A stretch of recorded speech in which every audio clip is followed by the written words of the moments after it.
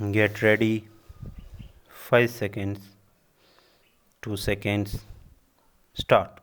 The argument of Sri A.K. Gaur, learned counsel for the petitioners, that the contempt proceedings are not maintainable is therefore without any substance on the facts as disclosed and discussed herein above in the present case.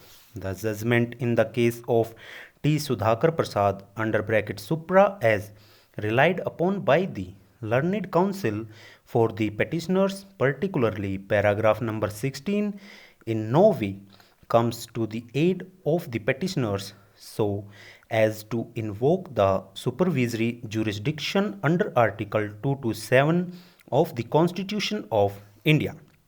It is no doubt true that the tribunal is amendable to the jurisdiction of this court, but at the same time, it is necessary for this court to interfere with the proceedings unless it is established that the proceedings are quorum non justice.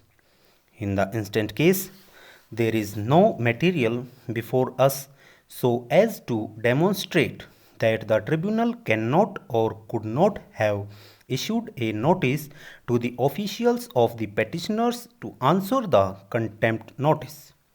We may again put on record that the manner in which this writ petition has been framed in the official capacity of the officers appears to be only to save them of liabilities which they ought to incur and is a saving device for reasons best known to them.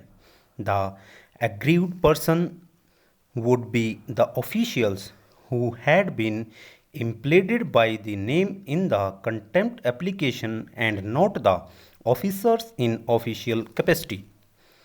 There is yet another aspect, namely that against the punishment by the tribunal upon conviction and appeal lies directly to the Supreme Court, and in such circumstances to entertain a writ petition would be not in conformity with the scheme of the Contempt of Courts Act 1971, read with Section 17 of the Administrative Tribunals Act 1985, unless the proceedings are potentially without jurisdiction or are otherwise ultra vires the Constitution or the provisions of any act. A writ petition may lie against an order of the tribunal refusing to issue notice for contempt as held by the apex court in the case of Suchendra Nath Singh Roy versus State of West Bengal and others, 2015 SCC 514. The preliminary objection raised by the respondent number 1 as incorporated in the interim order dated 16 December 2010 had not been answered in the said order nor have been able to find any argument on behalf of the petitioners that may dislodge the preliminary objection raised by the respondent.